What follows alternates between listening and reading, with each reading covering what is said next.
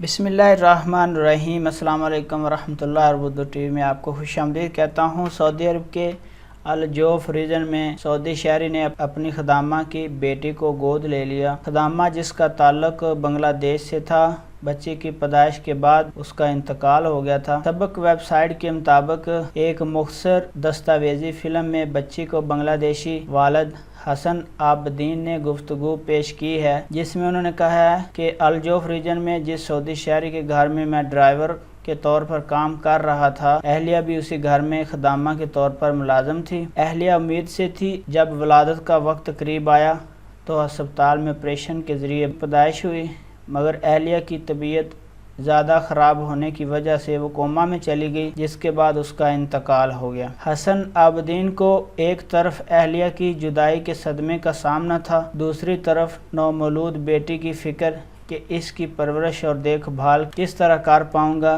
یہ کیسے ممکن ہو سکے گا۔ حسن عابدین نے کہا کہ جب اس مشکل صورتحال کا ذکر اپنے کفیل سے کیا، اس نے بغیر کسی تردد کے مجھے کہا کہ بیٹی کی فکر نہ کرو، اب سے یہ ہماری ہی بیٹی ہوگی اور اسے اپنے بچوں کے ساتھ پالوں گا۔ بیٹی کی پرورش اور اس کی دیکھ بھال بہت بڑی ذمہ داری تھی، مگر کفیل نے اس فکر سے مجھے آزاد کرا دیا کیونکہ میں تنہا اتنی باری ذمہ داری ادا کرنے کے قابل نہیں تھا۔ سعودی شہری عائد الشمری کا کہنا تھا کہ رات گئے حسن کا مجھے ٹیلی فون آیا تو اس نے روتے ہوئے کہا کہ اس کی اہلیہ انتقال کر گئی ہے، اب بچی کو کہاں لے جاؤں۔